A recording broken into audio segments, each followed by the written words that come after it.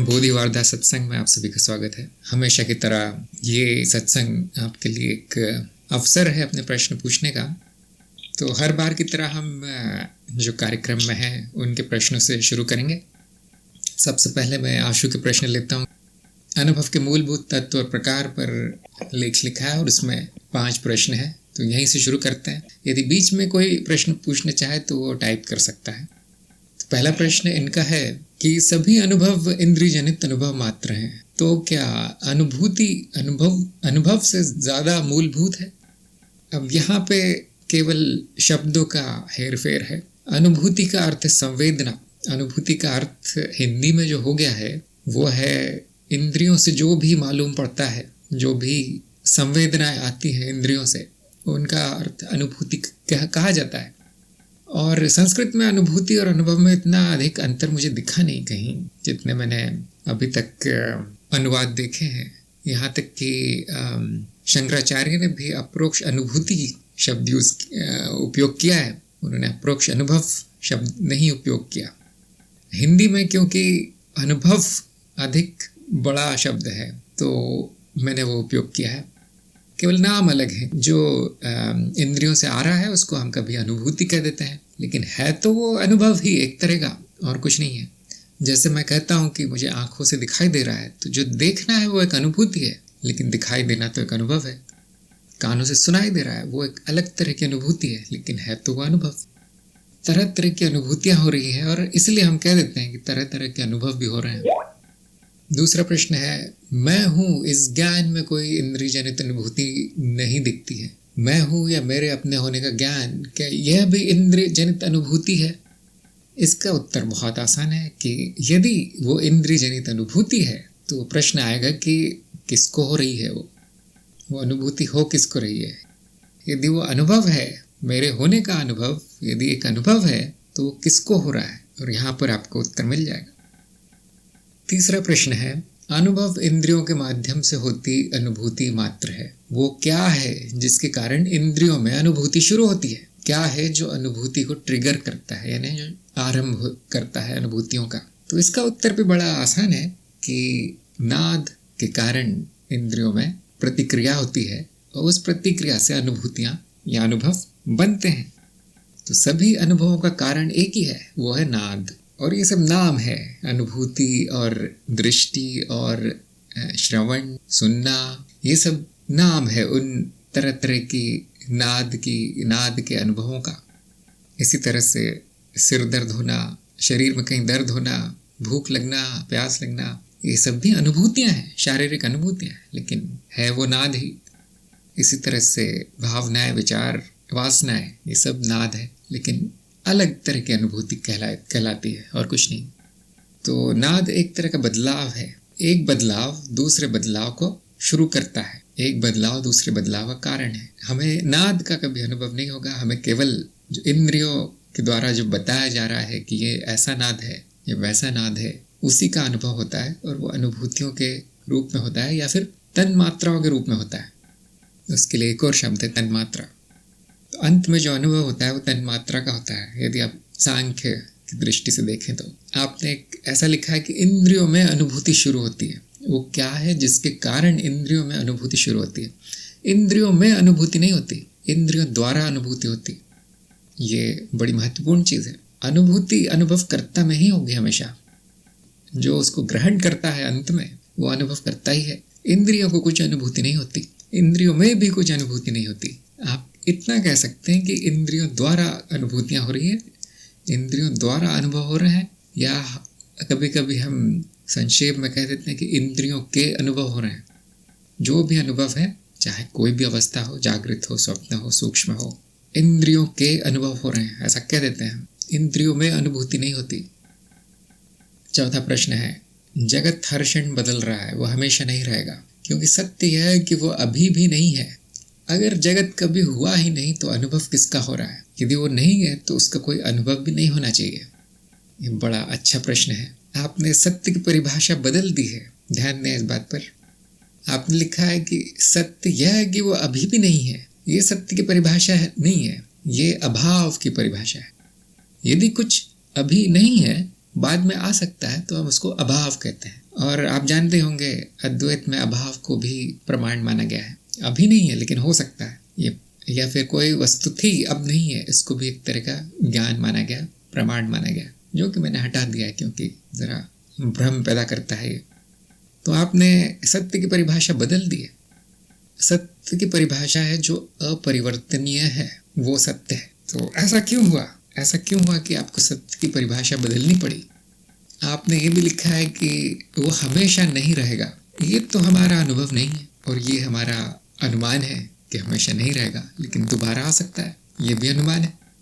ऐसा तो नहीं कि जगत एक बार चला गया तो दोबारा नहीं आएगा। ऐसा तो नहीं कि जगत केवल एक ही जगत है, यहाँ केवल पृथ्वी लोक है, ऐसा तो नहीं, बहुत से लोक हैं।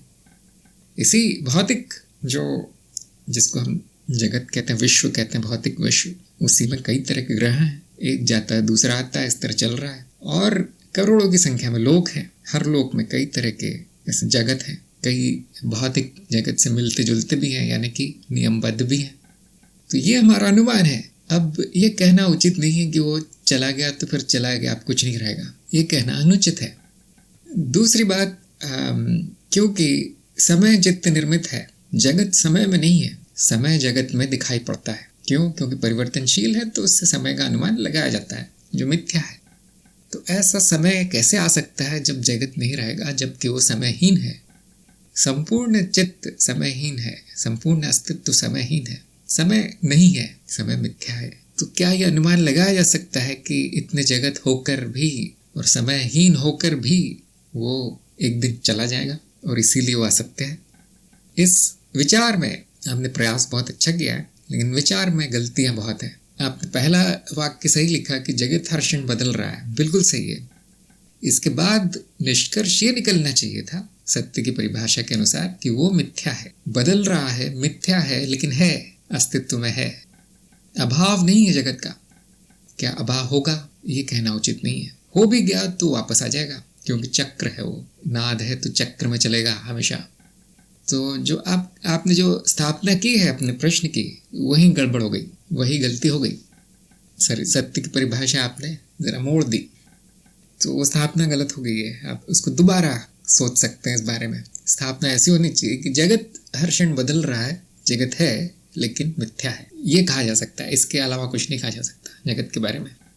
अभी नहीं है वो कहना उचित नहीं है, क्योंकि अभी तो हमारे अनुभव में है। असत्य है ये कहना उचित है। असत्य का अर्थ ये नहीं होता कि वो गायब है। वैसे देखा जाए तो सभी अनुभव असत्य हैं, तो क्या सभी अनुभव नहीं है? सभी अनुभव है, जगत का अनुभव, मन का अनुभव, शरीर का अनुभव, सभी हैं अभी, भले ही वो असत्य हो। असत्य का अर्थ अभाव नहीं लगाना चाहिए।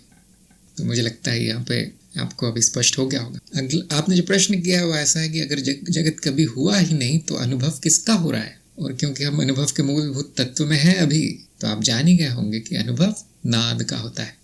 जिसको हम जगत कहते हो नाद है, एक तरह की नाद रचनाएं हैं। नाद रचनाओं का एक संकलन है, एक ढेर है नाद रचनाओं का जो नियमित सा हो गया है। जिसको हम वस्तुएं कहते हो, नियमित नाद है बस। और जगत क्या है? वस्तुओं का एक अनुभव है। कई वस्तुएं एक जगह मिल गई है, वो अनुभव जगत है। तो इसका उत्तर बड़ा आसान आ जाता है कि जगत तो है नहीं, जगत तो हुआ नहीं, जगत तो मिथ्या है, लेकिन अनुभव किसका है फिर? तो उसी के लिए हमने नाद की परिकल्पना बनाई है कि अनुभव नाद का है। और नाद क्या है फिर? ये नाद क्या है जो दिखाई नहीं देता? नाद अनुभव करता है, ये आपने पहले पढ़ा होगा, पहले वीडियो में देखा होगा। नाद अस्तित्व का भाग है, क्योंकि अस्तित्व दो नहीं एक है, तो नाद भी उसी अस्तित्व का है, और इसीलिए इसको ब्रह्मनाद कहा जाता है। ब्रह्म और नाद अलग अलग नहीं है, एक ही है। और इसीलिए जगत को भी ब्रह्म कहा गया है, जीव को भी ब्रह्म कहा गया है, और आत्म को भी ब्रह्म कहा गया है। ऐसा कुछ भी नहीं है जो ब्रह्म नहीं है। यदि उसमें परिवर्तन है, सबसे छोटा परिवर्तन जिससे बाकी परिवर्तन बनते हैं, सबसे छोटी लहर जिससे बड़ी लहर बनती है, जिनको मिला के उसको हमने नाद नाम दिया है। और इनसे रचनाएं बनती हैं और सारे अनुभव इसी नाद के हैं, जो अंत में ब्रह्मनाद है। मेरा ही अनुभव है, मुझे मेरा ही अनुभव हो रहा है और कुछ नहीं है, और यहाँ पर कुछ भी नहीं है। तो आप कहें जगत असत्य है, शरीर मन सब कुछ असत्य है, चित्त असत्य है, लेकिन नाद तो मैं हूँ। नाद का जो चित्त रूप दिखाता है वो माया है, वो मिथ्या है, इतना कह सकते हैं। अब नाद को आप देखेंगे, ध्यान से आप पढ़ेंगे या सुनेंगे इसके बारे में, तो आप जानेंगे कि नाद भी नहीं है, नाद की केवल संभावना है। ऐसे कैसे हो गया? जो अनुभव करता है उसकी तो परिभाषा है कि वो बदलता नहीं, तो अब कैसे बदल गया वो? तो ध्यान रखें, वो बदलता नहीं है, उसमें केवल संभावना है, अनंत अनंत संभावना है। कभी कभी हम कह देते हैं कि शून्यता है, और वो शून्यता अनंत संभावना से भरी है। जैसे आपके सिनेमा का पर्दा है, कुछ भी नहीं है वहाँ देखा जाए तो, लेकिन कई चित्रों की संभावना है वहाँ। हर तरह का नाटक वहाँ हो सकता है, हर तरह का खेल वहाँ हो सकता है तो सफ़ेद पर्दा, लेकिन कई संभावना है वहाँ, कुछ भी दिखने की संभावना है। तो इस तरह से जो अनुभव करता है बिना बदले बदलता है, बदलता हुआ प्रतीत होता है। ये किसके कारण हो रहा है, ये बदलाव प्रतीत क्यों हो रहा है, उसी को हम चित्त कह देते हैं। ये चित्त वृत्ति है जिसके कारण अनुभवकर्ता में बदलाव दिखाई देता है।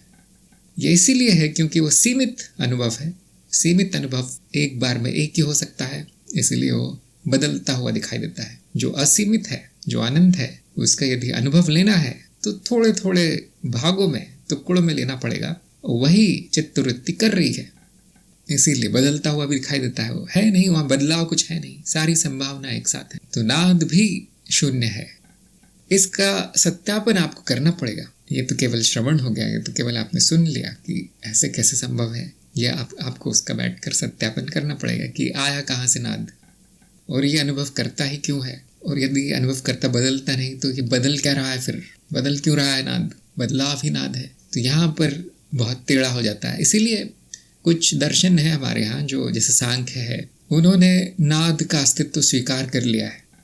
उन्होंने कहा कि सत्य दो तरह के हैं, अस्तित्व दो तरह के हैं, एक पुरुष है, एक प्रकृति है। शैव दर्शन में भी यही किया गया है, शिव को और शक्ति को अलग मान लिया गया है। लेकिन कहीं ना कहीं जाकर वो ये बात मानते हैं कि है वो एक ही, दिखते दो हैं। इसलिए शिव को शक्ति का भाग माना गया, शक्ति को शिव का भाग माना गया। और शैव मार्ग में, जैसे कुंडलिनी मार्ग में, हम दोनों का मिलन करवाना चाहते हैं, दोनों उस स्थिति में पहुंचना चाहते हैं जहाँ पर वो एक हो जाए। इसी तरह से योग में भी पुरुष और प्रकृति का योग किया जाता है। और अद्वैत में, ज्ञान मार्ग पे, हम पहले से ही जानते हैं कि वो एक ही है। हम कुछ नहीं करते, केवल ये अज्ञान हटा देते हैं मन से कि वो दो है। तो आपने लिखा है कि जगत कभी हुआ ही नहीं तो अनुभव भी नहीं होना चाहिए। यदि जगत कभी होता नहीं तो उसका अनुभव नहीं होता। लेकिन हमारा अप्रोक्ष अनुभव क्या कहता है, जगत भी है, उसका अनुभव भी है, और वो अनुभव नाद रचनाओं का अनुभव है। नाद रचनाएं नाद है, नाद शून्यता में संभावना है। बड़ा सीधा सा है, ज्ञान बड़ा सीधा सा है, इसको आप टेढ़ा कर सकते हैं और फिर इस तरह के प्रश्न आएंगे। 5वां प्रश्न इनका है कि यहाँ मूल ज्ञान का अंत है, क्या यहाँ तक सत्यापन कर आगे बढ़ना उचित नहीं रहेगा, क्योंकि गलती सही करने के बाद आगे बढ़ना सही हो सकता है। तो आप ज़रूर करें। मैं तो ये कहता हूँ कि जैसे ही आप वो वीडियो सुन लेते हैं और उसके बारे में लेख लिख देते हैं, वहीं के वहीं आप सत्यापन भी कर सकते हैं। क्यों मैंने अलग चरण रख दिया सत्यापन का, क्योंकि मुझे लगा ऐसा कि बहुत से लोग नहीं कर पाएंगे, इसलिए पहले एक बार सुनना और ये इस तरह से लिख लेना, श्रवण पहले करवा दिया गया है। यदि आपको लगता है कि यहाँ पर सत्यापन करना मेरे लिए ठीक रहेगा तो आप कर सकते हैं। और जहाँ पर भी आपको बात असत्य लगे या आपके मन के अनुसार न लगे, वो आप लिख के रख सकते हैं कि ये बातें जो है नाद मेरे लिए पूरी तरह सत्य है, मनगढ़ंत है, ऐसा आप लिख के रख सकते हैं। और जब आपके सारे वीडियो समाप्त हो जाएंगे, अब वापस उन प्रश्नों पर जाइए, देखिए कहाँ पर सत्यापन नहीं हुआ है, और फिर उसको हम सत्संग में उस पर चर्चा करेंगे। तो अब इसके बाद देखिए, अब जो वीडियो आएंगे वो बड़े सरल से वीडियो हैं। मुझे लगता है ब्रह्म ज्ञान की वीडियो के बाद आपकी जो मेहनत है वो पूरी आसान हो जाती है। क्या है, जैसे आत्ममूल्यांकन है, अब उसका तो कोई सत्यापन करना नहीं है, उसमें तो समझने का भी कुछ नहीं है। अब जैसे प्रयोग है, वो तो विधियाँ बताएगी कि ये करना, वो करना, ये मत करना, वो मत करना, ऐसा वैसा, उसमें भी समझने का कुछ नहीं है, कुछ सत्यापन करने का नहीं है। तो इस तरह से विघ्न बताए गए हैं, अब उसमें भी कुछ सत्यापन करने का या समझने का नहीं है। तो हाँ, मूल ज्ञान का यहाँ अंत है 7वें भाग में। यहाँ तक 1 से लेकर 7 तक भाग आपके लिए पूरी तरह सत्यापित होने चाहिए, उसको आप अभी भी कर सकते हैं। यदि आपको लगता है कि नहीं, मैं पहले सारा निपटा लूँ ये और उसके बाद सत्यापन शुरू करूँ, तो वो भी कर सकते हैं। अब देख लेता हूँ मैं और भी कोई प्रश्न है या नहीं आपके दूसरे लेख पर, क्योंकि मैंने लेख तो पढ़े नहीं अभी तक। तो 2 और प्रश्न है आशु के जगत वस्तु पदार्थ के बारे में। तो अब देखिए, आपने जो जगत पर जो प्रश्न किए थे, जगत के वीडियो के पहले किए थे। यदि आप वो प्रश्न यहाँ करते तो हो सकता था कि आपको उत्तर मिल जाता। कोई बात नहीं, वो भी जगत के बारे में ही है। यहाँ पर आपका प्रश्न है कि नाद रचनाओं का अनुभव नहीं हो रहा क्योंकि यह भी कल्पना मात्र है। केवल इंद्रिय जनित अनुभूतियों का अनुभव या ज्ञान होता है। नाद रचनाएं इंद्रियों में प्रतिक्रिया कैसे पैदा करती है, क्योंकि नाद रचनाएं तो खुद कल्पना मात्र है। नाद रचनाएं इंद्रियों पर प्रभाव कैसे छोड़ती है। यहाँ पे आपसे गलती ये हुई है कि आपने इंद्रियों को सत्य मान लिया है। जैसे कि मैंने बताया, इंद्रियां स्वयं नाद रचनाएं हैं। इंद्रियां कहीं अलग सी चीज नहीं है जो चित्त के बाहर हो, जो अस्तित्व में कोई अलग वर्ग नहीं है इंद्रियों का कि ये सारा का सारा अनुभव नाद का है, ये जगत है, शरीर है, ये सब नाद से बना है। और एक दूसरी तरह की चीज है इंद्रियां, जिनसे नाद प्रतिक्रिया करता है। ऐसा तो नहीं है। इंद्रियां भी नाद रचनाएं हैं और एक नाद रचना दूसरी नाद रचना से प्रतिक्रिया कर सकती है, क्योंकि नाद क्या है, बदलाव है। एक जगह बदलाव होता है तो उसकी वजह से दूसरी जगह बदलाव हो सकता है। जगह का अर्थ है दूसरी नाद रचना। तो जैसे अभी हवा में जो कंपन हो रहे हैं वो आपके कानों से टकरा रहे हैं, तो हवा का कंपन आपके कानों के पर्दे के कंपन में बदल जाता है। इसी तरह से जो नाद चित्त के अलग भागों में है, जब वो इंद्रियों से टकराता है, वो बदलाव वहां तक पहुंचता है, जो कि स्थान में नहीं हो रहा। देखिए, वो जगह पर नहीं हो रहा, सभी कुछ अस्थानीय है। सारी की सारी रचनाएं एक ही जगह है, उनकी कोई जगह नहीं है। ये बुद्धि से समझना बड़ा कठिन हो जाएगा, लेकिन यदि ऐसा है, एक नाद रचना दूसरे नाद रचना को प्रभावित कर सकती है। और यही हम देखते हैं कि इस संपूर्ण सृष्टि में जो प्रकट सृष्टि है, उसमें हर नाद रचना दूसरी नाद रचना को प्रभावित करती है। एक नाद रचना दूसरी नाद रचना से अलग हो नहीं सकती। मेरी जो वाणी है आपको प्रभावित कर रही है, आपके कानों को प्रभावित कर रही है, आपके मन को प्रभावित कर रही है। मेरे विचार सभी जीवों के विचारों को प्रभावित कर रहे हैं। ऐसा कैसे हो सकता है, आप कहेंगे। मुझे तो नहीं समझ में आ रहा, आपके विचार दिखाई नहीं दे रहे। लेकिन हमें ऐसा कभी नहीं दिखाई देगा कि कोई दीवार है जो इन 2 नाद रचनाओं के बीच में है और अब एक नाद रचना दूसरे को प्रभावित नहीं कर सकती। इसका प्रमाण लाना असंभव है। मान लीजिए कोई बीच में स्थान है या दीवार है, तो अब बड़ा कठिन हो जाएगा बताना कि वो आया कहाँ से, किस चीज़ की बनी है वो दीवार। यदि वो भी नाद रचनाओं की बनी है तो नाद रचना आर पार जाएंगे फिर तो उसके। इस संपूर्ण सृष्टि में कोई भी चीज़ एक दूसरे से अलग नहीं है, सब आपस में जुड़ी है। ये हमारा अप्रोक्ष अनुभव है, अनुमान भी यही कहता है। तो यहाँ पर मूल जो त्रुटि है, मूल जो गलती है, आपने इंद्रियों को कुछ और मान लिया, नाद नहीं माना है।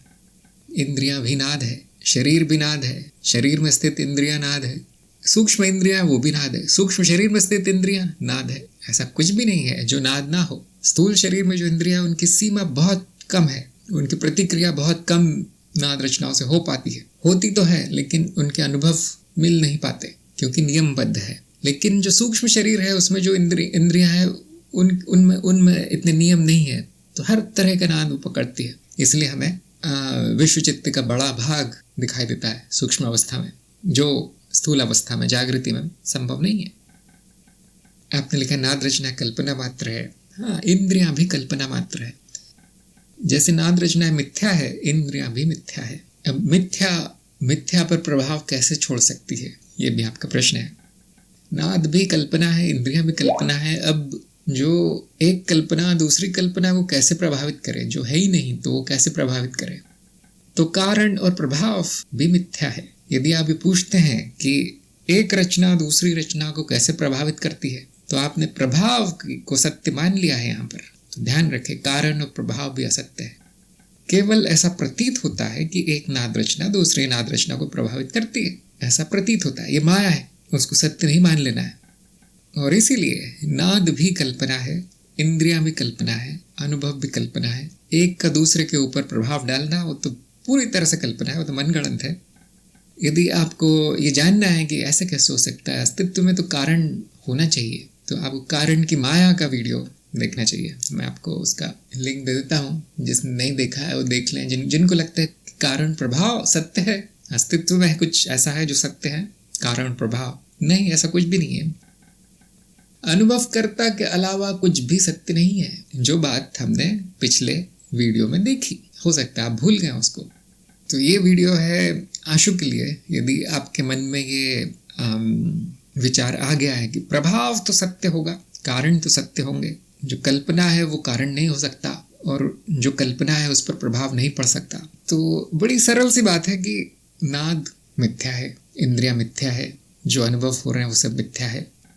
अब इसके बारे में तरह तरह के भ्रांतियाँ, तरह तरह के विचार यदि उठते हैं तो वह अज्ञान है। जैसे यहाँ पर दो चीज़ें गलत हो गई आपसे इस प्रश्न में। वो पहला तो आपने इंद्रियों को नाद से अलग कुछ और सत्य मान लिया, उसकी सत्ता मान ली कि इंद्रियां अलग है, भाई नाद पकड़ रही हैं। ऐसा नहीं है, यह आपसे गलती हुई। दूसरा, आपने प्रभाव और कारण को सत्य मान लिया, जो पूरी तरह मनगढ़ंत है। प्रभाव होता है ना कारण होता है। ये दोनों हमारे अप्रोक्ष अनुभव और तर्क के आधार पर आप सत्यापित कर सकते हैं।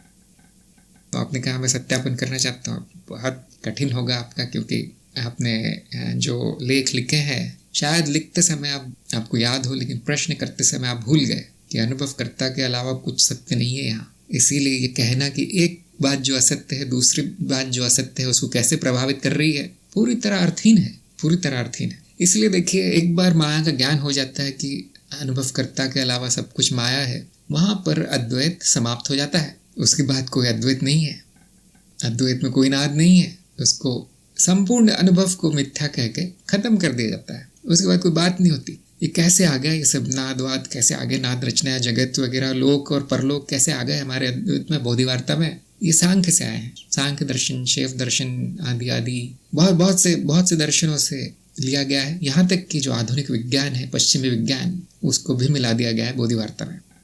तो इसलिए मैंने कहा था कि 7वें भाग में आकर समाप्त हो जाता है सब कुछ, मूल ज्ञान समाप्त हो जाता है। ये नाद वगैरह ये सब माया का ज्ञान है, काल्पनिक ज्ञान है या विज्ञान है। यहाँ पर आपको सिद्धांत मिलेंगे, कल्पनाएं, परिकल्पनाएं मिलेंगी, और हम प्रयास करते हैं कि अपने अनुभव में कुछ अर्थ निकाल सके। अंत में सब कुछ अर्थहीन ही मिलता है, लेकिन हमारा प्रयास जारी रहता है। कहीं कुछ सत्य न मिल जाए, कहीं कुछ ऐसा तो नहीं जो छूट गया हो, जो सांख्य में सत्य हो और अद्वैत में गलत हो। प्रयास जारी रहता है। जिनको संतुष्टि हो गई है अनुभव और अनुभवकर्ता के स्तर तक पहुंचकर, उनको आगे कुछ न देखने की ज़रूरत है, न पढ़ने की, न लिखने की, न एक कार्यक्रम करने की कोई ज़रूरत नहीं। आपका समय नष्ट होगा। प्रश्न नंबर 2 इनका है कि अनुभवकर्ता अज्ञेय है, जिसका अनुभव हो रहा है वो भी अज्ञेय है। क्या अज्ञेय की कल्पना भी संभव नहीं है? नहीं, अज्ञेय की कल्पना भी नहीं की जा सकती। कल्पना उसी की जा सकती है जो अनुभव में है, जो ज्ञात है। आप करके देख सकते हैं। अनुभवकर्ता की कल्पना कैसे करेंगे, यही सब सत्यापित करना है आपको बैठकर। तो मैं तो आपको उत्तर 2 मिनट में दे देता हूँ। 2 मिनट भी क्या, 10 सेकंड में दे देता हूँ मैं कि नहीं, अज्ञेय की कल्पना संभव नहीं है। कल्पना उसी की होती है जिसका अनुभव हो चुका है। और जो जोड़ तोड़ लगाया जाता है अनुभव में, वो उसी को हम कल्पना नाम देते हैं। जैसे नाद रचनाओं की कल्पना, अब इसे कल्पना नहीं कहते, हम इसको सिद्धांत या परिकल्पना कहते हैं, अवधारणा कहते हैं या धारणा कहते हैं। क्यों? क्योंकि काम बहुत आती है, कुछ कल्पनाएं बहुत काम आती है। जैसे विज्ञान में बहुत सारी कल्पनाएं हैं, जैसे गुरुत्व की कल्पना, बिजली की कल्पना, इलेक्ट्रॉन प्रोटॉन आदि की कल्पना। ये सब कल्पनाएं हैं, ऐसा कुछ भी नहीं है। न जगत में कुछ है, न सृष्टि में कुछ है, न अस्तित्व में ऐसा कुछ है, लेकिन बड़ी काम आती है। ये यंत्र बन सकता है, वो यंत्र बन सकता है, ये रॉकेट हम उड़ा सकते हैं, वो हवाई जहाज उड़ा सकते हैं। जीवन बड़ा सरल हो जाता है उस चीज़ों से। तो ये एक तरह का विज्ञान है, जहाँ पर मैंने कहा यहाँ ज्ञान समाप्त होता है, वेदांत। उसके बाद जो भी आएगा वो सब अर्थहीन विज्ञान है, अज्ञान है, मान लीजिए आप एक तरह का, सब कुछ अज्ञान है यहाँ पर। तो ये बात आपने बड़ी सही कही कि अनुभवकर्ता भी अज्ञेय है और अनुभव भी अज्ञेय है। जैसा कि मैंने कहा कि हम कह देते हैं कि अनुभव नाद का हो रहा है, लेकिन नाद को नहीं जाना जाएगा कभी। नाद का कोई अनुभव नहीं होगा, सीधा अनुभव नहीं होगा। तो जिन लोगों ने माया को सत्य मान लिया है, उनका ज्ञान यहाँ दूर होना चाहिए, इसीलिए कार्यक्रम रखा गया है। ज्योत्सना का प्रश्न आया है कि क्या अनुभव का संबंध मस्तिष्क नहीं बनाता? बहुत अच्छा प्रश्न है। अभी आपको वहाँ पर जाने की आवश्यकता नहीं थी, वैसे बस इतना जानना आवश्यक है कि अनुभवों का व्यवस्थीकरण ज्ञान है। ये परिभाषा जानना आवश्यक है। कौन बनाता है, कौन नहीं बनाता, इसके लिए मैंने एक शब्द आपको दे दिया था, वो चित्त। चित्त क्या है? बहुस्तरीय रचना है, नाद रचनाओं की रचना है, स्तरीय रचना है। उसमें से एक जो स्तर है, एक परत है, उसको शरीर कहते हैं। सबसे निचली परत है। शरीर के ऊपर एक परत है जिसको हम स्नायु तंत्र कहते हैं। उसके भी ऊपर बहुत सी परतें हैं। उसके बाद ये जो अहंकार की परत और भावनाओं की परत, बुद्धि की परत, चेतना की परत, विश्व चित्त की परत, महाचित्त, ये सब आ जाते हैं। तो हर परत अपना अपना व्यवस्थीकरण कर रही है। हर परत पर जो भी अनुभव पहुंच जाता है वो उसका व्यवस्थीकरण कर देती है।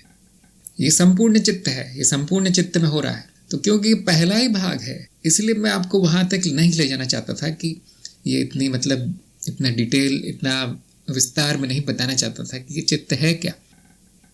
इसलिए चित्त कह के छोड़ दिया गया। तो अब आपके मन में प्रश्न आए कि ये मस्तिष्क क्यों नहीं बनाता।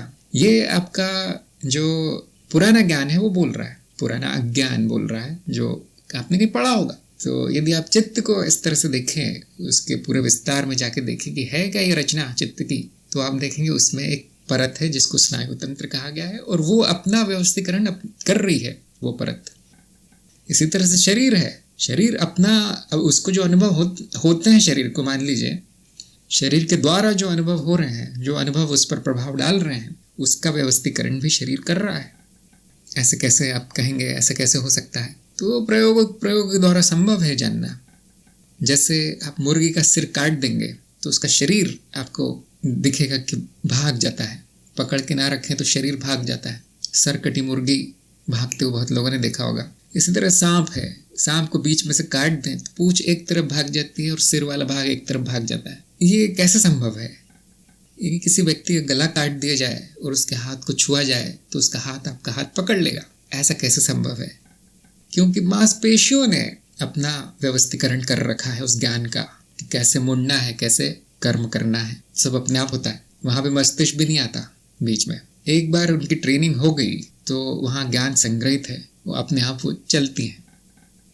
तो आप कहेंगे नहीं ऐसे कैसे हो सकता है, मस्तिष्क के बिना तो कोई क्रिया हो नहीं सकती, चल नहीं सकता जीव। तो ऐसे जीव बहुत है जिनका कोई न स्नायु तंत्र है न कोई मस्तिष्क है। बहुत ऐसे जीव, आप जिनको भी जीव विज्ञान में रुचि है वो देख सकते हैं कि 90% जीवन स्नायु तंत्र विहीन है पृथ्वी पर। उनका स्नायु तंत्र भी नहीं है।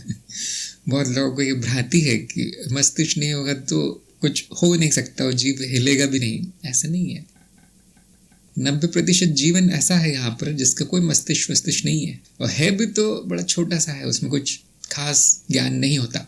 तो ये हमारा अज्ञान है। केवल कहीं सुन लिया कि पढ़ लिया है, एक वाक्य पढ़ लिया है, अब वो अज्ञान बन गया है, अब बैठ गया है वो, इसलिए आता है। अब मैंने कहा है कि शरीर में भी ज्ञान होता है, शरीर की एक एक कोशिका में भी ज्ञान संग्रहित है। कैसे पता चलेगा आपको?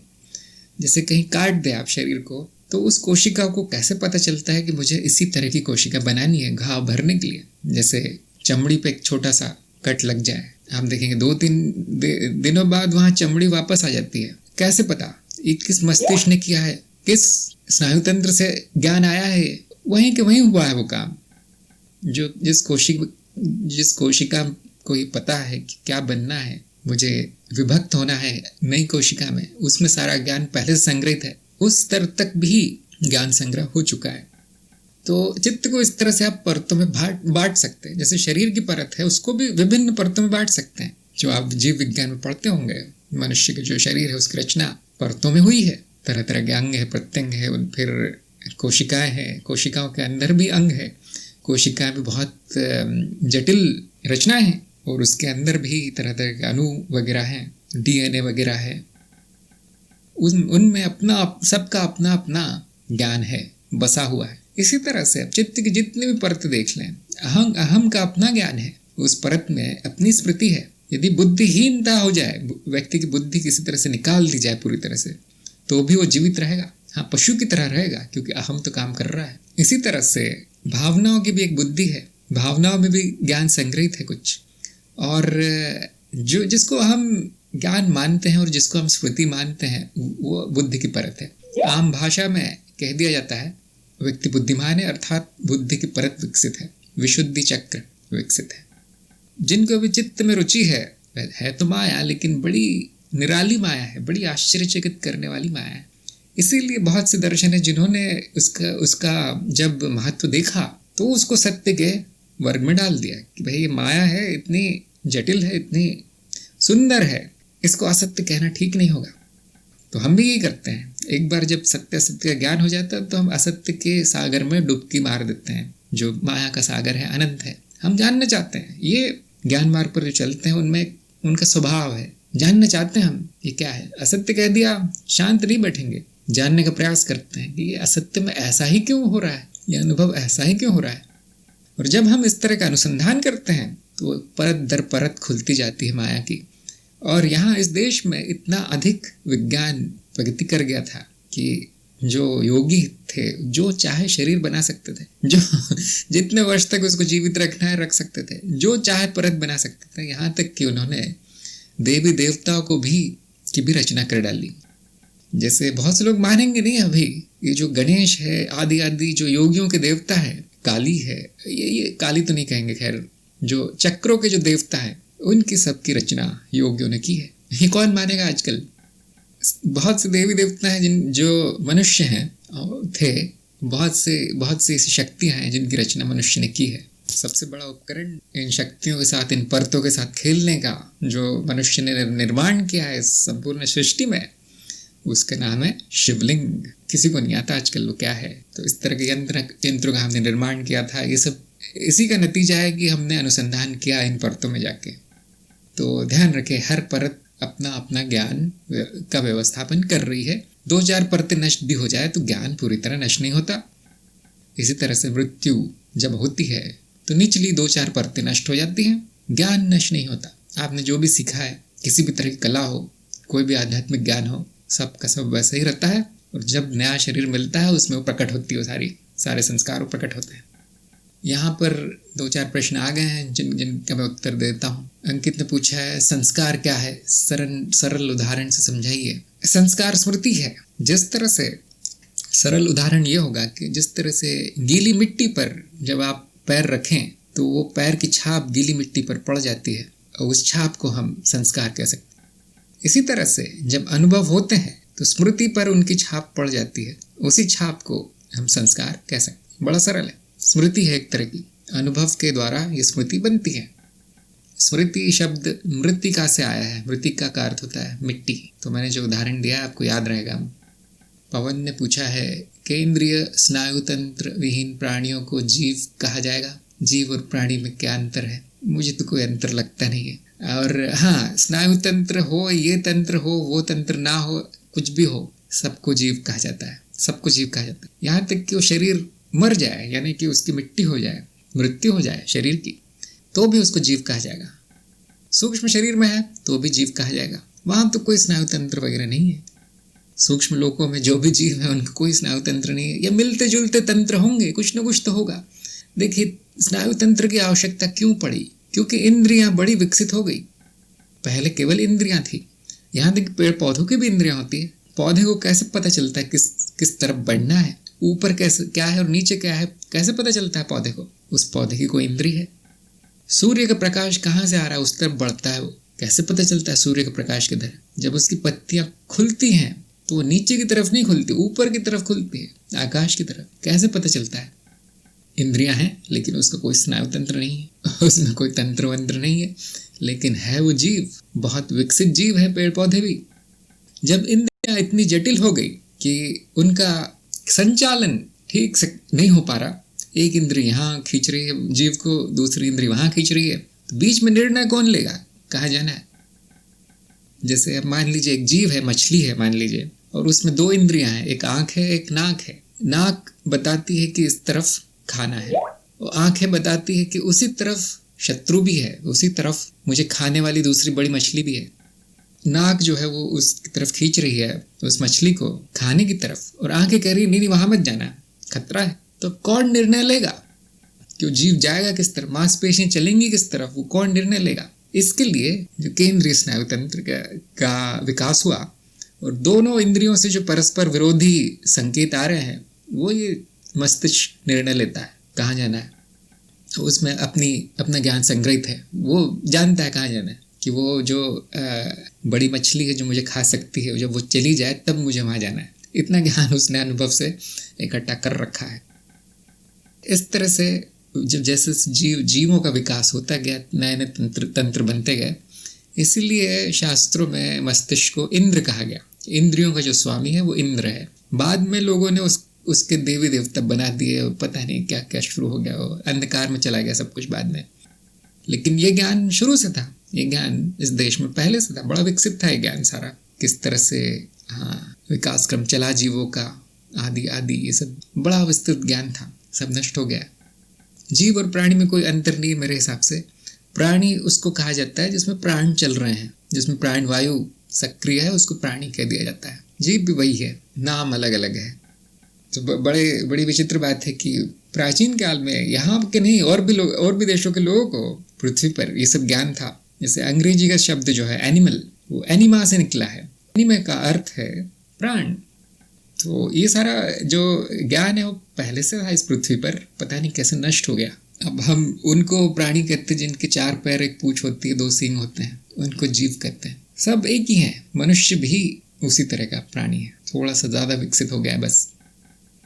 रुचिर ने पूछा है, अनुभव कर्ता, अनुभव क्रिया और अनुभव क्या अनंत प्रक्रिया है? इसमें से कोई एक का अभाव होना संभव है? हाँ, अनंत है। इनकी कोई सीमा कभी देखी नहीं जाती। जैसा कि आप जानते हैं कि ज्ञान केवल अप्रोक्ष अनुभव और अनुमान के आधार पर हो सकता है। तो हमारा ज्ञान क्या कहता है कि सीमा देखी नहीं गई, तो अनुमान ये कहेगा कि अनंत है। अनुभव कर्ता की कोई सीमा नहीं दिखाई देती, अनुभव की कोई सीमा नहीं दिखाई देती। और अनुभव क्रिया तो अनुभव कर्ता और अनुभव का मिश्रण है, उसकी भी सीमा नहीं होगी। और यदि आपको सीमा दिखाई दे जाए तो हमारा तर्क क्या कहता है कि उस सीमा के बाहर भी कुछ होगा, नहीं तो सीमा नहीं होती। जहाँ पर भी सीमा होती है उसके एक तरफ कुछ होता है, दूसरी तरफ कुछ और होता है। और यदि सीमा के दूसरी तरफ हमें जानना है क्या है, क्योंकि हमें स्थापना करनी है कि हाँ ये सीमा है अनुभव की, इसके बाद कुछ और ही होगा या कुछ भी नहीं होगा, तो उसको भी अप्रोक्ष अनुभव के द्वारा ही जानना संभव है। और यदि उसका अनुभव हो गया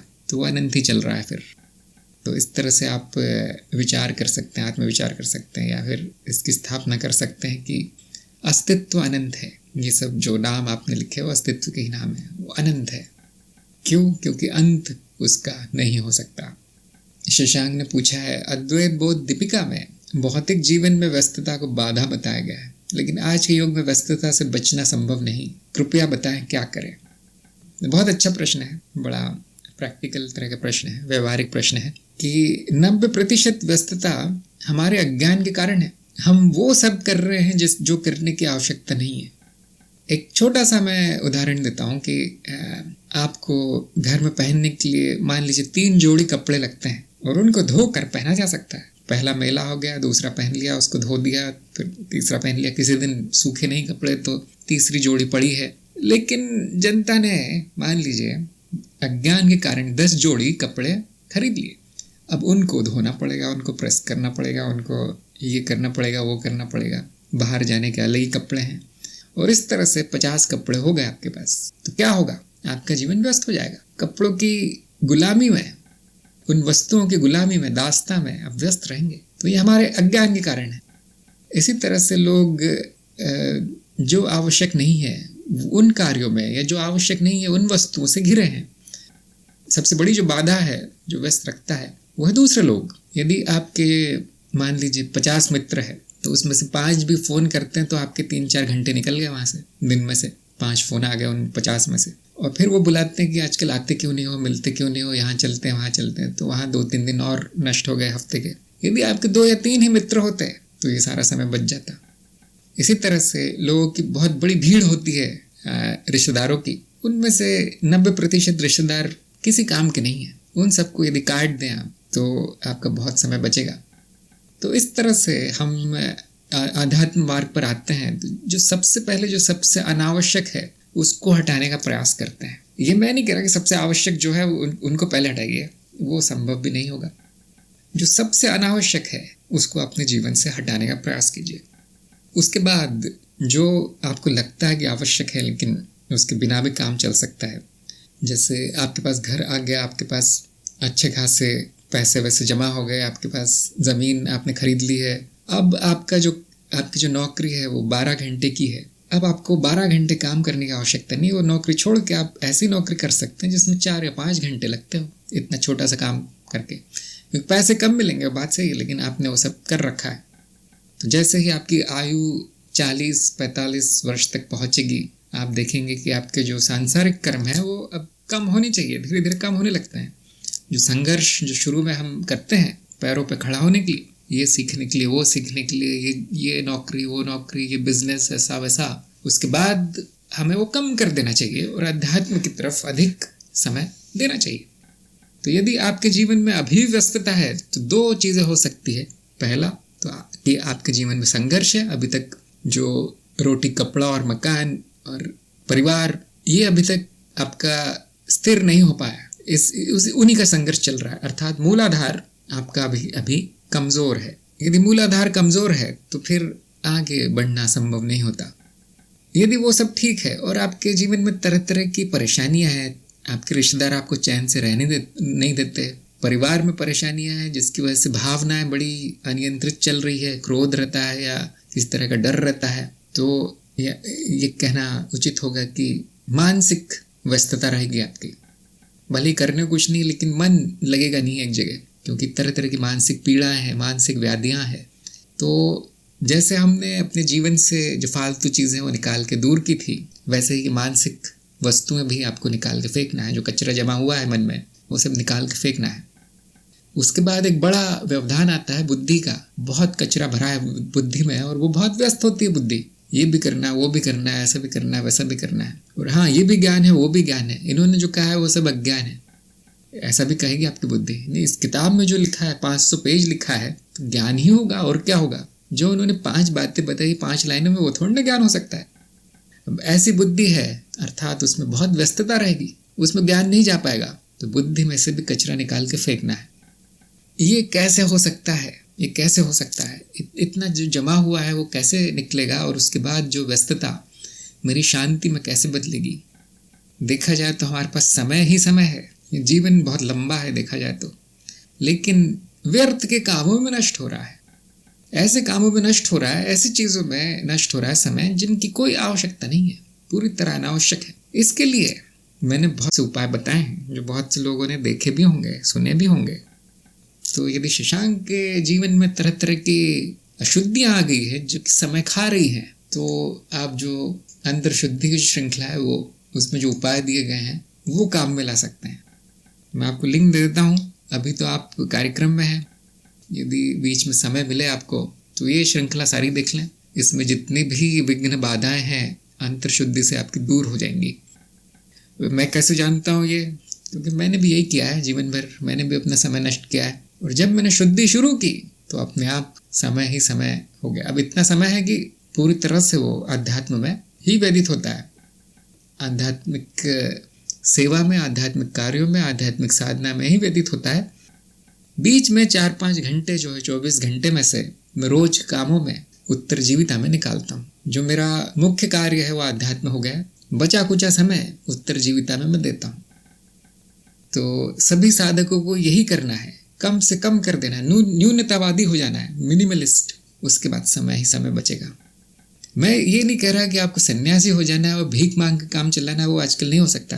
पहले होता था, ये पुराने ज़माने में ये बड़ा आसान जीवन था कि सब कुछ खाना पीना, कपड़े वपड़े सब कुछ मिल जाता था। अब वो संभव नहीं है।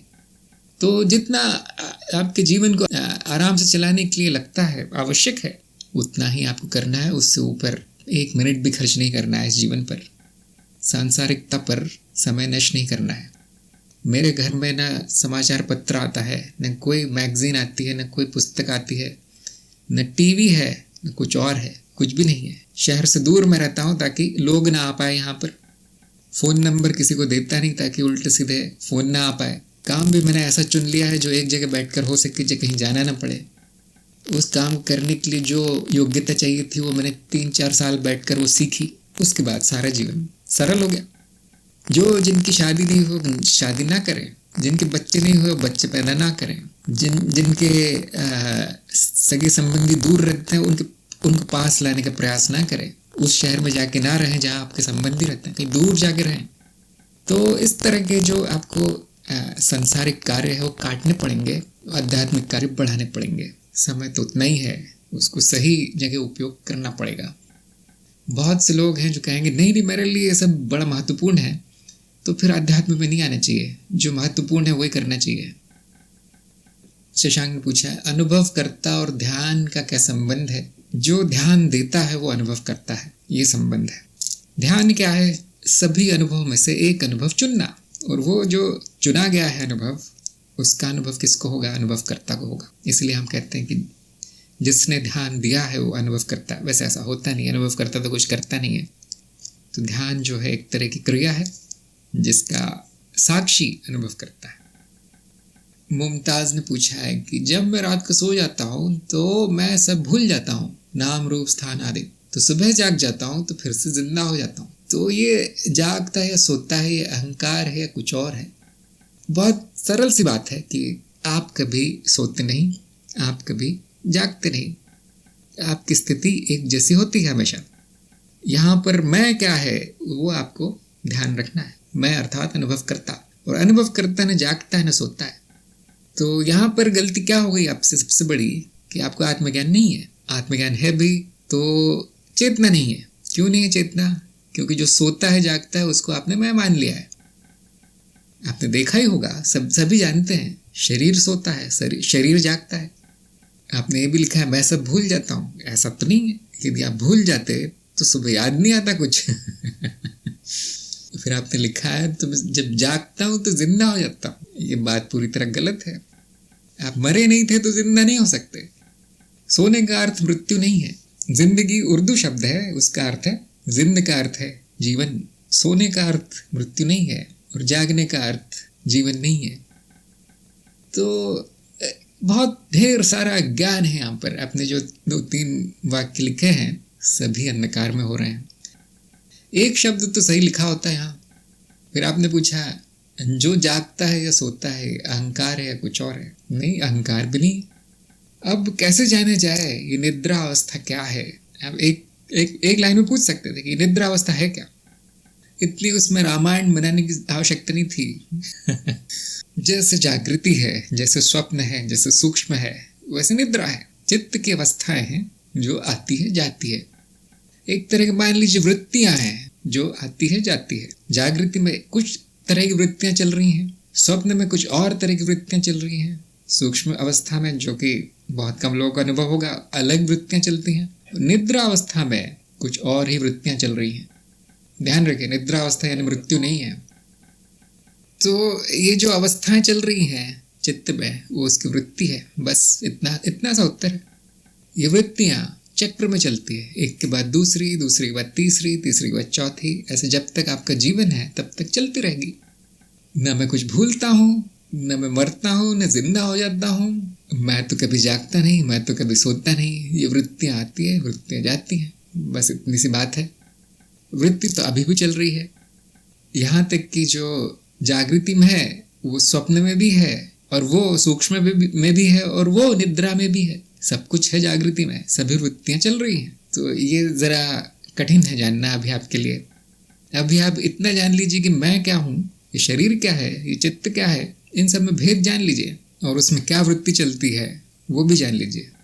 तो मैं आपको एक लिंक देता हूँ जिसमें वृत्तियों के बारे में सब कुछ समझाया गया है। ये है ज्ञान मार्ग की श्रृंखला में वीडियो नंबर 14, जिसमें कि चित्त वृत्ति के बारे में बताया गया है। लेकिन मुमताज को मेरा सुझाव रहेगा कि वो शायद ही आपकी समझ में आए क्या है। यदि आप सुन भी लेंगे तो आपके मन में तरह तरह की अवधारणाएं, मान्यताएं बन जाएंगी, क्योंकि चित्त क्या है वो भी नहीं पता। अब आप कार्यक्रम में हैं या नहीं देखना पड़ेगा मुझे। हाँ, मुमताज तो कार्यक्रम में है, फिर आप ये सब क्यों पूछ रहे हैं? यदि आपने कार्यक्रम के लिए आवेदन किया है तो आपको पहले भाग से शुरू करना है, ज्ञान मार्ग के आधारभूत सिद्धांत से। ज्ञान क्या है वहां से शुरू करना है। ये सब कैसे आ गया आपके मन में, ये सब क्या चल रहा है? इसका अर्थ है कि बुद्धि पूरी तरह से अनुशासनहीन है। ज्ञान मार्ग में आपने आवेदन कर दिया, अभी तक एक वीडियो नहीं देखा, अभी तक एक लेख नहीं लिखा, और बुद्धि में तरह तरह की जो चीज़ें चल रही है जिनसे आपको कोई वास्ता नहीं है, जिससे आपकी कोई प्रगति नहीं हो सकती, जिसका उत्तर आ भी गया तो आपकी समझ में नहीं आएगा। अब आप देख सकते हैं ये ज्ञान मार्ग के कार्यक्रम की, ज्ञान मार्ग की दीक्षा के कार्यक्रम की क्या आवश्यकता पड़ गई। मुझे यहाँ ये सब सिर दर्द लेने की क्या आवश्यकता पड़ गई? क्योंकि मैं देखता हूँ इतने वीडियो होने के बाद भी, सारा ज्ञान आपको चम्मच से खिलाने के बाद भी बुद्धि एक जगह टिकती नहीं है। अब ऐसा नहीं कि मुमताज़ ने कोई वीडियो देखा नहीं होगा, सब देखे होंगे, लेकिन अर्थ किसी का भी समझ में नहीं आया। तो मेरा ये सुझाव रहेगा कि आप ये चित्तवृत्ति का वीडियो भी भूल जाए। यदि आपको रुचि है देख लीजिए चित्तवृत्ति क्या होती है, कैसे अवस्थाओं से जाता है चित्त। यदि आपकी रुचि है तो अनुभव करता क्या है ये भी जान लीजिए, लेकिन वो भी 2 दिन बाद सपाट हो जाएगा, वो भी चला जाएगा। फिर आप अगली सत्संग में आएंगे, ऐसा ही कुछ प्रश्न आएगा आपका जिसका न सिर होगा न पैर होंगे। मुझे सब कुछ दोबारा शुरू करना पड़ेगा कि देखो ये मैं नहीं हूँ, ये आत्मज्ञान है, और ये जो आपने शब्द उपयोग की है सब के सब गलत हैं, यह ज्ञान है। अब मुझे फिर से वो वीडियो देना पड़ेगा। अब इससे अच्छा ये है कि ऐसा आप सारा जीवन करते रहें। इससे अच्छा ये है कि 6-7 महीने कार्यक्रम में आप पूरी तरह से लग जाएं, और जो बाकी लोग कर रहे हैं यहाँ पर बहुत मेहनत कर रहे हैं सब लोग, उसी तरह से आप भी मेहनत करके ज्ञान अर्जित कर लें। नहीं तो ऐसा ही रहने वाला है। यदि आपको लगता है कि नहीं ये सब मुझे नहीं करना, मुझे कोई वीडियो देखना नहीं है, मुझे 1-2 शब्दों के अर्थ जान गया मैं, बहुत है मेरे लिए, तो फिर आपको ज्ञान मार्ग छोड़ ही देना चाहिए, क्योंकि फिर आपका समय ही नष्ट होगा। जो 2-2, 3-3 घंटे आप सत्संग में बिताते हैं और इधर उधर वीडियो देखने में बिताते हैं, उस सब समय नष्ट हो रहा है आपका, कुछ मिल नहीं रहा आपको। तो फिर आप ऐसा मार्ग चुन सकते हैं जिसमें कि ये सब ना करना पड़े, जिसमें बुद्धि का प्रयोग ना करना पड़े। बड़े प्राकृतिक मार्ग भी हैं, ऐसे मार्ग भी जिसमें कुछ भी नहीं करना पड़ता, ऐसे भी मार्ग हैं। तो ये भी मेरा सुझाव रहेगा कि यदि आपको ज्ञान मार्ग में रुचि नहीं हो रही है तो या तो आप मार्ग बदल दें, या तो परंपरा बदल दें, कोई अच्छा गुरु ढूंढ लें, और जो आपके समझ में सीधा आता हो, जल्दी आता हो, वो आपका मार्ग है। ज्ञान मार्ग में आए हैं तो अनुशासित रहना पड़ेगा। ये सारे जो शब्द हैं उनके अर्थ जानने पड़ेंगे अप्रोक्ष अनुभव से, और लिखते समय संपूर्ण चेतना में होना पड़ेगा, नहीं तो आप जो भी लिखेंगे वो अर्थहीन होगा। सुनते समय भी आपको पूरा जगा होना पड़ेगा, 100% जाग कर आपको सुनना है क्या कहा गया है। बहुत से लोग मैंने देखे हैं, बहुत से शिष्य ऐसे हैं, साधक ऐसे हैं, जो मैं आधा शब्द भी गलत बोलूं तो पकड़ लेते हैं, बहुत से हैं ऐसे। तो आपको यदि उस स्तर तक पहुंचना है तो मेहनत तो लगेगी। ज्ञान मार्ग छोटा सा है लेकिन कठिन है बड़ा। समझ में आ जाए तो आसान है, नहीं तो जीवन भर आपको घुमाता रहेगा ज्ञान मार्ग। शशांक ने पूछा, नाद रचनाओं का अनुभव संभव नहीं तो कहना होगा उसका अस्तित्व भी नहीं, लेकिन उनका प्रभाव दिखता है, जैसे रेडियो तरंग, उनका अनुभव संभव नहीं पर प्रभाव दिखता है। नाद रचनाओं को मैं अपने मनन में कहीं जगह नहीं दे पा रहा। तो हो सकता है कि आप नाद रचनाओं को सत्य समझ रहे हो, नाद रचनाओं का कोई अस्तित्व नहीं है, ये बात सत्य है। अब क्या ढूंढ रहे हैं आप? अनुभव असत्य है, ये तो सभी जानते हैं। क्यों? क्योंकि परिवर्तनशील है। और जब मैं कहता हूँ कि नाद का अनुभव हो रहा है, जो सबसे छोटी रचना जो अनुभव की दिखाई देती है, जो उसका अणु है अनुभव का, वो नाद है, तो इसका अर्थ क्या हुआ? वो नाद भी मिथ्या है। अब आप उसका कैसे अनुभव कर पाएंगे? जो केवल परिकल्पना है, जो सिद्धांत है, जो थ्योरी है, उसका अनुभव कैसे होगा? तो आपके मनन में उसकी कोई जगह नहीं है, क्योंकि आपने उसको सत्य समझ लिया है। कोई भी अनुभव सत्य नहीं है, कोई नाद नहीं है, कोई परिवर्तन नहीं हो रहा है, सब कुछ मिथ्या है, सब कुछ प्रतीत होता है, होता तो कुछ भी नहीं है। नाद भी शून्य है। यहाँ से शुरू करें, और फिर यदि आपकी रुचि नहीं है नाद में, तो वहाँ आपका कार्यक्रम समाप्त हो गया। उसके आगे जाने की आवश्यकता नहीं है आपको। जैसा कि मैंने कहा है वीडियो नंबर 7 में, जो मैं आशु के प्रश्न पढ़ रहा था, उसमें बताया मैंने कि ये अंत है, इसके आगे आपको कुछ देखना नहीं, कुछ सुनना नहीं है। क्यों? क्योंकि सब माया है। उसके बाद माया का लेखा जोखा शुरू हो जाता है। उसका आप प्रमाण ढूंढने जाएंगे तो कुछ भी नहीं मिलेगा। माया का क्या प्रमाण मिलेगा? असत्य का क्या प्रमाण मिलेगा? वो किसके लिए है? वो उनके लिए जिनके प्रश्न है। यदि आपको कोई प्रश्न नहीं है, उसके बाद मैं समझ गया कि क्या माया है, क्या सत्य है, वहाँ ज्ञान का अंत हो गया। जिनको रुचि है कि ठीक है, मैं समझ गया कि माया है, अब मुझे जानना है कि माया क्या है, माया का ज्ञान मुझे लेना है, अर्थात विज्ञान, उनके लिए नाद वगैरह ये जो परिकल्पना है वो बड़े काम की है। नाद मान लीजिए, चित्त मान लीजिए, चित्त की जो परती रचना है वो जन्म मृत्यु पुनर्जन्म, कारण शरीर, विश्व चित्त, सूक्ष्म शरीर, प्रयोग, ये किन के लिए है? जो माया को जानना चाहते हैं, जो सत्य जानना चाहते हैं, उनको तो पहले तीसरे भाग में ही सत्य मिल गया होगा, जहाँ पर मैंने अनुभवकर्ता और अनुभव क्रिया वगैरह के बारे में बताया है, वहीं मिल गया सत्य आपको। यहाँ तक कि उसका आखिरी भाग आत्मविचार करने को भी कहता है, अर्थात आपको आत्मज्ञान और ब्रह्मज्ञान का वीडियो भी देखने की आवश्यकता नहीं है बिल्कुल। इसलिए वो सब बाद में आया कि जो बेचारे ना जान पाए हों अभी तक आत्मज्ञान क्या है, उसको मैंने एक एक छोटी छोटी मान्यताएं लेके उनको असत्य सिद्ध करने का प्रयास किया है। नीति का प्रयोग किया गया है वहाँ आत्मज्ञान के वीडियो में। तो जिनको उनमें रुचि नहीं है उनका कार्यक्रम समाप्त, उनको आगे जाने की आवश्यकता नहीं है। जिनको माया में रुचि है, माया को सत्य मान के ना चलें फिर वीडियो में कहा है, इन्होंने कहा है तो सत्य होगा, सत्य नहीं है। और आपको ये काफ़ी समय लग जाएगा सत्य असत्य में भेद करने के लिए। ऐसा क्यों? क्योंकि बुद्धि अनुशासित नहीं है। जब आप माया के बारे में सोच रहे होते हैं तो बुद्धि कहती है कि माया तो सत्य है, जैसे आशु के साथ हुआ, इंद्रियों के बारे में सोच में पड़ गया वो। अब बुद्धि ने कह दिया कि इंद्रियां तो सत्य है, अब वो जो असत्य है उसके साथ प्रतिक्रिया कैसे हो रही है इंद्रियों की। ध्यान दीजिए, सत्य असत्य में भेद करने में ही वर्षों निकल जाते हैं लोगों के। अनुभवकर्ता में भेद करने में ही जीवन निकल जाता है उनका। है बड़ा सरल सा जब मैं ध्यान दिलाता हूँ तो आपके ध्यान में आ जाता है। इसका अर्थ है कि बड़ा सरल होगा वो। लेकिन जब आप अपने आप रहते हैं, अपने आप कुछ कर रहे हैं, मनन कर रहे हैं, चिंतन कर रहे हैं, लेखन कर रहे हैं या बोल रहे हैं, बता रहे हैं, तो वहाँ बुद्धि भ्रष्ट हो जाती है। वहाँ बुद्धि मैल आ जाता है, काली आ जाती है प्रकाश की जगह। ऐसा क्यों है? बुद्धि शुद्ध नहीं हुई अभी। तो ये कार्यक्रम कुछ नया बताने के लिए नहीं बनाया गया।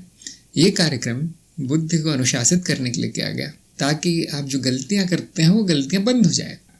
उसमें तो प्रयास लगेगा, उसमें तो समय लगेगा, उसमें तो आपको 10 बार लिखना पड़ेगा, 10 प्रश्न होंगे, आपको 1-8 साल तक सत्संग में आना ही पड़ेगा। 2-3 साल सत्यापन में निकल जाएंगे। यदि आपने मान भी लिया कि हाँ मुझे सब सत्यापन हो गया है, लेकिन मैं एक प्रश्न करूँगा, आपका सारा वो सत्यापन का महल गिर जाएगा। ऐसा मेरे साथ भी हुआ मैं मान कर बैठ गया कि मुझे तो अब सब ज्ञान हो गया। एक प्रश्न आ जाता था गुरु का, बस ये समझाओ कैसे है। अब कुछ बोलते नहीं आता था, कुछ समझ में नहीं आता था। एक बड़ी विचित्र बात होती है कि कुछ बातें बहुत वर्षों बाद समझ में आती है। जैसे अनुभव का कारण अनुभव करता नहीं है, ये मेरे अभी 6-7 महीने पहले समझ में आया। आपको बड़ा जानकर आश्चर्य होगा। अभी भी उसका शुद्धिकरण चल रहा है, अभी भी बुद्धि का शुद्धिकरण चल रहा है। हाँ, दोनों में भेद पता हो गया। कहीं मन में एक धारणा बनी थी कि अनुभव का कारण अनुभव करता है, अनुभव करता ना हो तो अनुभव नहीं होंगे। इस तरह से कुछ उल्टा सीधा चल रहा था मन में, वो निकल गया। ऐसे कुछ न कुछ आता रहता है, निकलता जाता है। इस तरह से हम ज्ञान मार्ग पर चलते जाते हैं। तो आपने तो अभी पहला कदम रखा है ज्ञान मार्ग पर, अभी तो बहुत समय है। पवन ने कहा भौतिक विज्ञान के जीव और दर्शन में जो जीव है उसमें भेद है। हाँ, भौतिक विज्ञान तो नहीं कहेंगे, जीव विज्ञान में जीव है वो शरीर को कह दिया जाता है। शरीर की जो परत है उसको जीव कह दिया जाता है। जो दर्शन में जो जीव है, आध्यात्म में जीव है, सभी परतों को मिलाकर जो बना है उसको जीव कहा जाता है। उसमें से 2-3 परतें हमेशा आती जाती हैं, उससे उस जीव को कोई फर्क नहीं पड़ता। कभी कभी तो सारी की सारी परतें लुप्त हो जाती, केवल कारण शरीर बचता है, उससे भी उससे कोई फर्क नहीं पड़ता। जब कारण शरीर विलीन हो जाता है तो जीव ब्रह्म होता है, तब वो जीव नहीं रहता। जबकि जीव विज्ञान में है, जैसी उसकी मिट्टी हो गई शरीर की, वो जीव खत्म हो गया। तो जो भौतिकी के विज्ञान, भौतिक जगत के विज्ञान है, वो बड़े छोटे से हैं। शशांक ने पूछा है, आपने अनुभव करता अस्तित्व बताया है, बराबर बताया है, इसका यही अर्थ है कि मात्र अनुभव करता ही है, वो ही अनुभव और अस्तित्व भी है?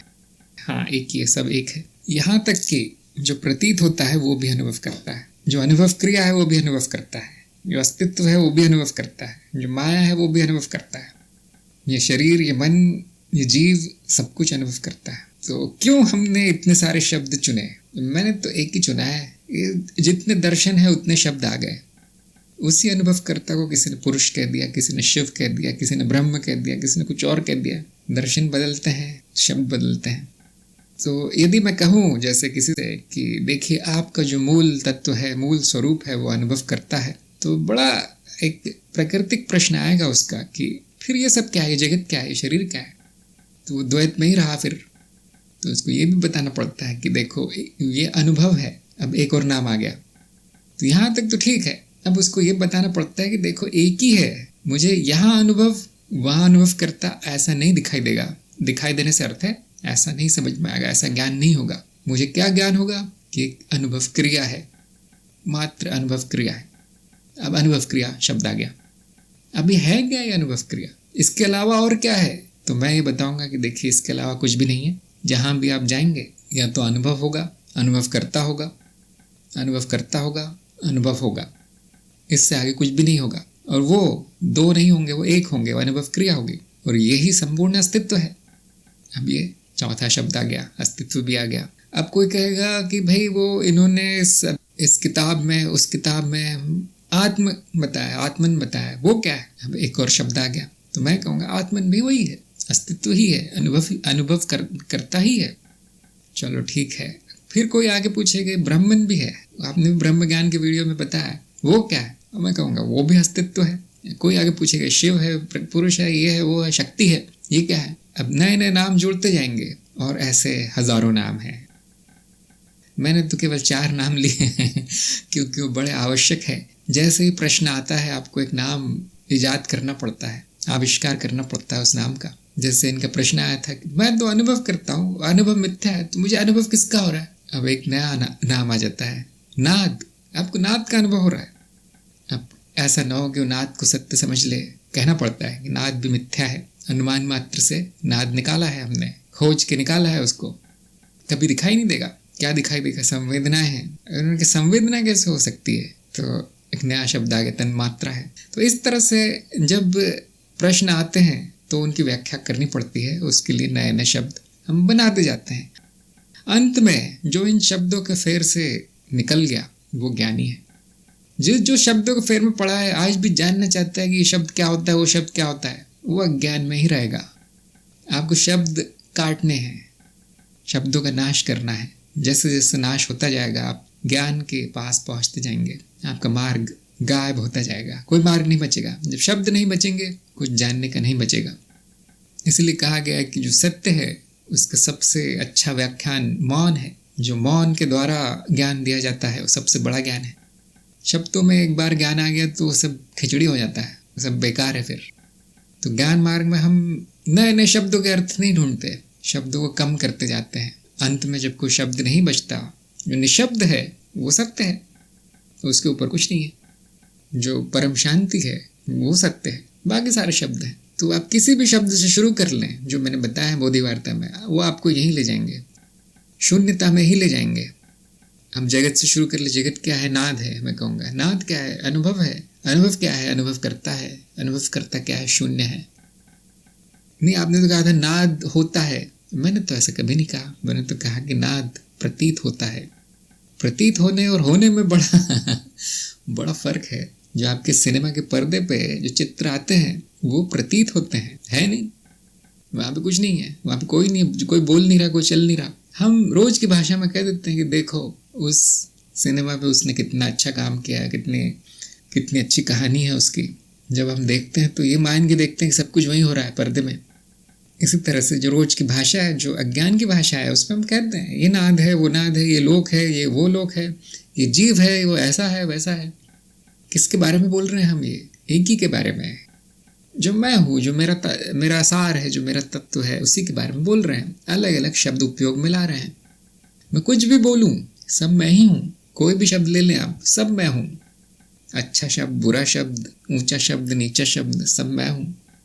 शब्दों से ही सारा खेल रचा गया है। शब्द हटा लें तो कुछ भी नहीं है। हमारी बुद्धि भी शब्दों की वजह से ही अशुद्ध हो गई है। तरह तरह के शब्द उसमें पड़ गए हैं, उनका कुछ और अर्थ निकाल के हमें दे दिया गया है, या तो फिर दे दिया गया है तो हमने खुद ही मान लिया है। अज्ञान है इसलिए कुछ और ही मान लेते हैं हम उसका अर्थ। कभी कभी पता भी नहीं होता कि हमने उसका अर्थ क्या लगाया है। जैसे आपने अभी भी देखा जो मुमताज़ ने कहा कि मैं जब सोता हूँ उठता हूँ तो जिंदा हो जाता हूँ। अब ये जिंदा शब्द उनको पता ही नहीं क्या होता है। हो सकता है कुछ और कहना चाहते हो, लेकिन क्योंकि अभी तक साधा नहीं है उन्होंने ज्ञान मार्ग को, सही शब्द भी नहीं आएगा। तो जब आप प्रश्न करते हैं तो मुझे दिखाई देता है कि कहाँ पर गड़बड़ है। यदि आप प्रश्न नहीं करेंगे तो ध्यान रखिए अज्ञान ऐसे ही रहेगा, ऐसे ही रहेगा। इसीलिए कार्यक्रम में प्रश्नों का एक अलग से भाग रखा गया है। आपको लगे कि हो सकता है प्रश्न गलत हो सकता है कि उसका उत्तर कुछ सीधा सरल सा हो, तो भी आपको प्रश्न लिखना है। नहीं लिखेंगे तो आपके अंदर रह जाएगा अंधकार, मुझे नहीं पता चलेगा।